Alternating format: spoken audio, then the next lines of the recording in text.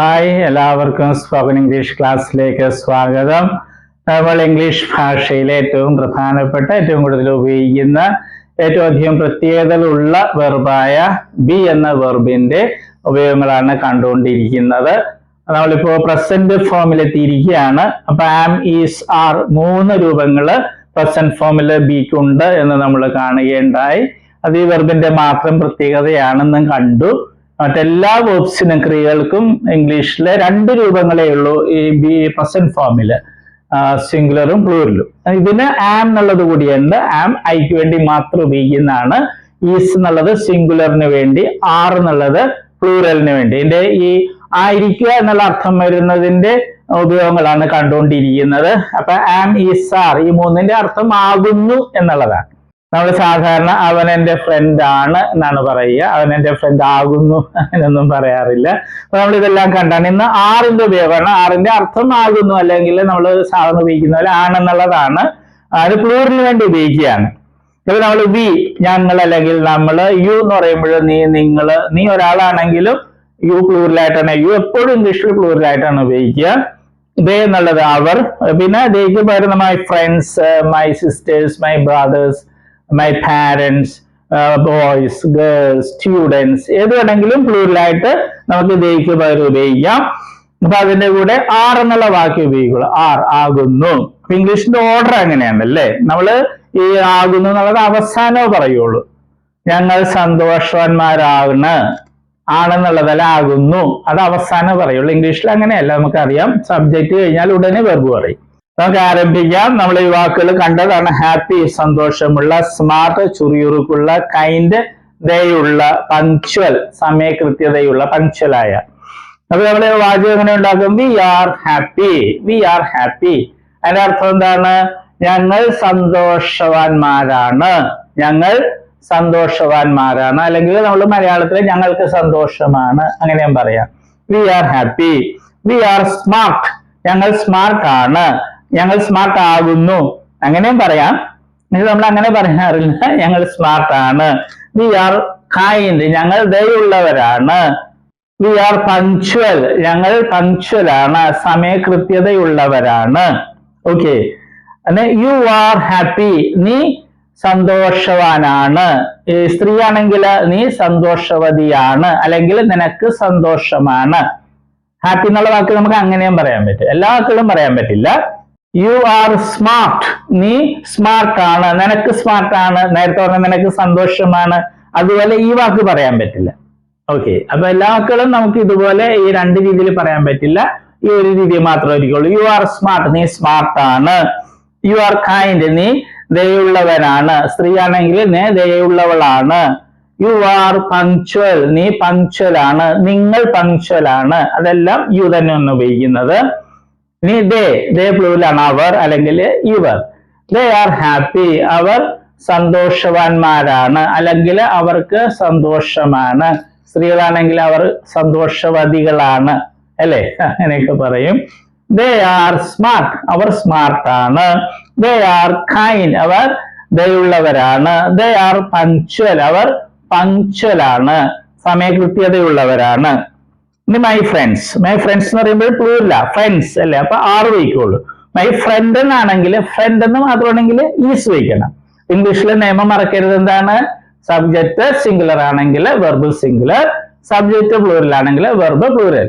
ആ നിയമമാണ് ഇവിടെ പറയും. ഇതെല്ലാം പ്ലൂരലാണ്. അപ്പൊ അതുകൊണ്ട് പ്ലൂരലായ ആറ് തന്നെ വയ്ക്കുന്നു.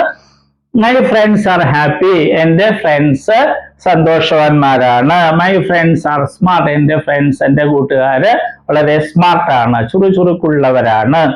My friends are kind. എന്റെ കൂട്ടുകാർ ദയുള്ളവരാണ്. My friends are punctual. എന്റെ കൂട്ടുകാര് സമയകൃത്യതയുള്ളവരാണ്. അപ്പൊ അതാണ്. ഇനി ഇതിന് പകരം നമുക്ക് റിച്ച്.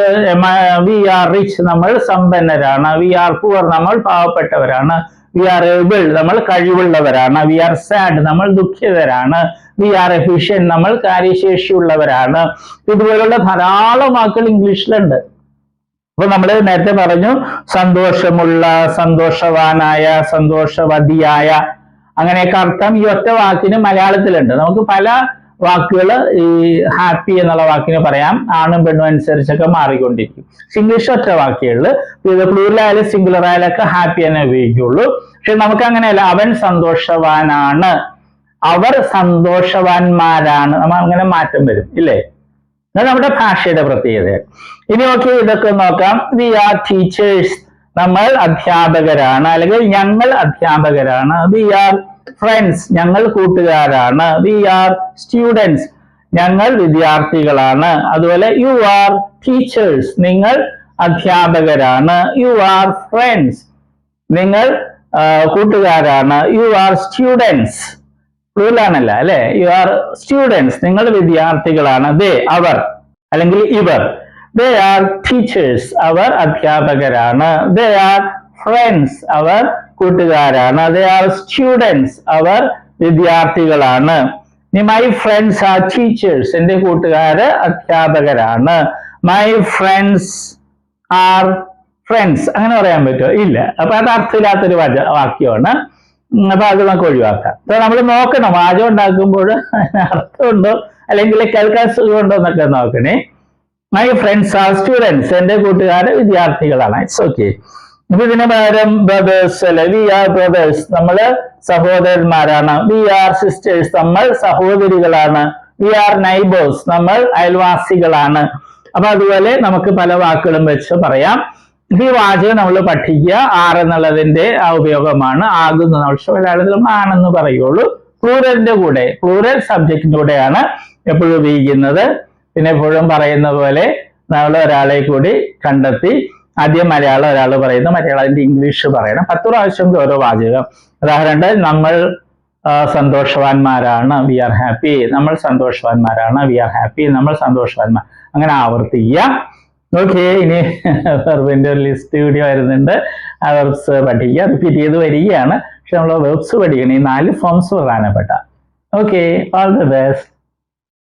നമ്മൾ വെർബുകളാണ് കാണുന്നത്. വെർബ്സ് എന്ന് പറയുന്നത് ക്രിയകള് അല്ലെ? വരിക, പോവുക എന്നൊക്കെ പറയുന്നതാണ് വെർബ് അല്ലെ ക്രിയകള്. അപ്പൊ വെർബിന് അല്ലെ ക്രിയക്ക് ധാരാളം രൂപങ്ങളുണ്ട്. ഉദാഹരണമായിട്ട് മലയാളത്തിൽ എഴുതുക എന്ന ക്രിയ അല്ലെങ്കിൽ വെർബ് എടുക്കുക, അങ്ങനെ ഒത്തിരി രൂപങ്ങൾ. എഴുതുക, എഴുതും, എഴുതുകയാണ്, എഴുതിയിട്ടുണ്ടായിരുന്നു, എഴുതുവാൻ, എഴുതുമായിരുന്നു, എഴുതണമായിരുന്നു, അങ്ങനെയൊക്കെ ധാരാളം രൂപങ്ങൾ മലയാളത്തിലുണ്ട്. അതുപോലെ ഇംഗ്ലീഷിലുണ്ട് ധാരാളം ഫോംസ്, രൂപങ്ങളുണ്ട്. അതിൽ 4 എണ്ണമാണ് ഇംഗ്ലീഷിലെ ഏറ്റവും പ്രധാനപ്പെട്ട രൂപങ്ങൾ. അതേതൊക്കെയാണ്? ഫോം എന്ന് വെച്ചാൽ രൂപം. Base form, present form, past form, past participle form. ഈ 4 രൂപങ്ങളാണ് ഏറ്റവും പ്രധാനപ്പെട്ടത്. കാരണം ഇംഗ്ലീഷില് എല്ലാ ടെൻസ് എന്ന് പറയുന്നത് അത് മറ്റൊക്കെ ഉണ്ടാക്കുന്നത് ഈ 4 എണ്ണത്തില് ഏതെങ്കിലുമൊക്കെ ഉപയോഗിച്ചാണ് ടെൻസും മറ്റും ഉണ്ടാക്കുന്നത്. അപ്പൊ ഈ 4 എണ്ണം അറിഞ്ഞിരിക്കണം, എങ്കിലേ ഇംഗ്ലീഷ് സംസാരിക്കാനും എഴുതാനൊക്കെ സാധിക്കുകയുള്ളൂ. ഉദാഹരണം നമ്മൾ ബേസ് ഫോം അല്ലെ? ഉദാഹരണമായിട്ട് റൈറ്റ് എന്ന വെർബ് എടുക്കുന്നു. അതിന്റെ അർത്ഥം എന്താണ്? എഴുതുക. പ്രസന്റ് ഫോമില് റൈറ്റ് ഉണ്ട്, റൈറ്റ്സും ഉണ്ട്. ഇത് പ്ലൂറലാണ്, ഇത് സിംഗുലർ ആണ്. ഇതിന്റെ അർത്ഥം എന്താണ്? എഴുതാറുണ്ട് അല്ലെങ്കിൽ എഴുതുന്നു. ഇത് രണ്ടുപേരെ അർത്ഥം മലയാളത്തില്. പല കുട്ടികളും പ്രസന്റ് ഫോമിൽ ചോദിക്കുമ്പോൾ അവര് എഴുതുക എന്ന് പറയും.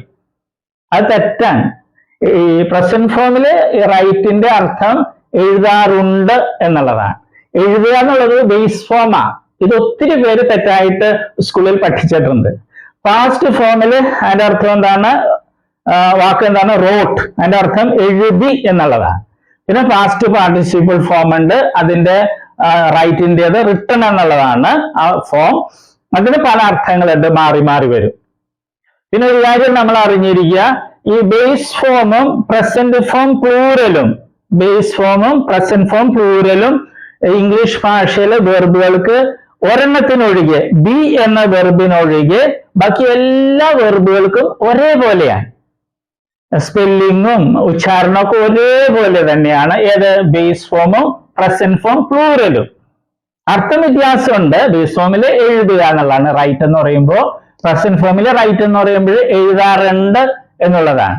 ഇംഗ്ലീഷ് ഭാഷയില് 1,70,70,000-ലധികം വെർബുകൾ, ക്രിയകളുണ്ട്.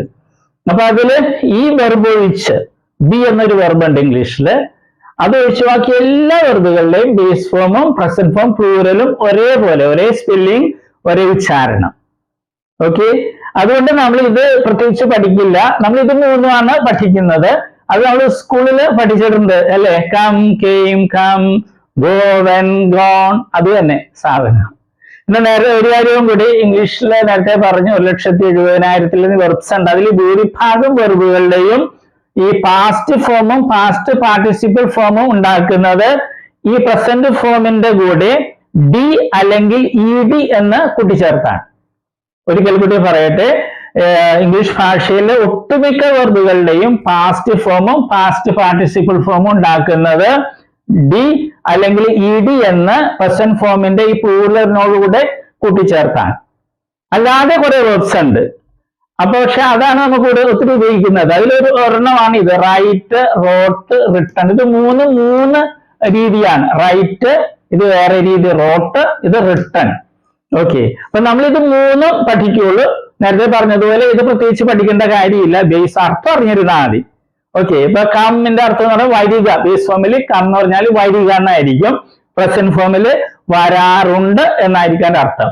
ഉച്ചാരണവും സ്പെല്ലിങ്ങും ഒന്ന് തന്നെ ആയിരിക്കും. അപ്പൊ നമ്മളിത് മൂന്ന് സ്കൂളിൽ നമ്മൾ പഠിച്ചിട്ടുണ്ട്. അത് ശരിയായിട്ടൊന്ന് മനസ്സിലാക്കണമെന്നേ ഉള്ളൂ. നമ്മളൊരു 16 ലിസ്റ്റ് വെർബുകൾ ഉണ്ടാക്കിയിട്ടുണ്ട്. ഏറ്റവും കൂടുതൽ ഉപയോഗിക്കുന്ന വെർബ്സ് ആണ്. ഇടിയും ചേർത്തതും ഉണ്ട്, പിന്നെ ഈ പ്രത്യേകതയുള്ള വെർബ്സും ഉണ്ട്. അത് നമ്മൾ പഠിക്കണം. ഇന്ന് നമ്മൾ കാണുന്നത് വെർബുകളുടെ ലിസ്റ്റിലെ അവസാനത്തേതും ആയ 16ാമത്തെ ലിസ്റ്റാണ്. നമ്മൾ കണ്ടിട്ടുള്ളത് പോലെ വെർബിന്റെ ഫോംസില് 4 ഫോംസ് രൂപങ്ങളാണ് ഏറ്റവും പ്രധാനപ്പെട്ടത്. Base form, present form, past form, past participle form. ഇവ ഉപയോഗിച്ചാണ് ഇംഗ്ലീഷ് എല്ലാ ടെൻസുകളും മറ്റും ഉണ്ടാക്കുന്നത്.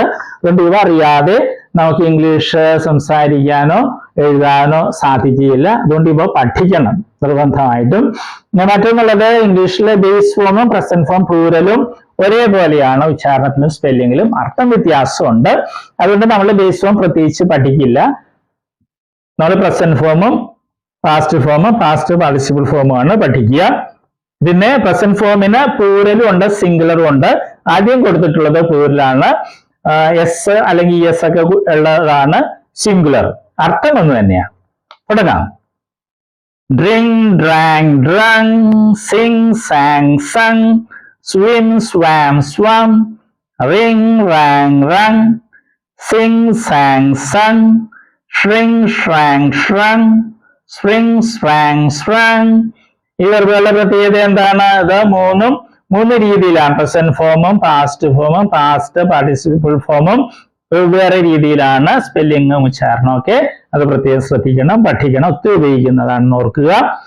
ഇനിയുള്ള വെർബുകളൊക്കെ പ്രസന്റ് ഫോം പ്ലൂറലിന്റെ കൂടെ ഡി എന്നോ ഇ ഡി എന്നോ കൂട്ടിച്ചേർത്താണ് പാസ്റ്റ് ഫോമും പാസ്റ്റ് പാർട്ടിസിപ്പിൾ ഫോമും ഉണ്ടാക്കുന്നത്. അപ്പൊ നമുക്ക് അവ കാണാം.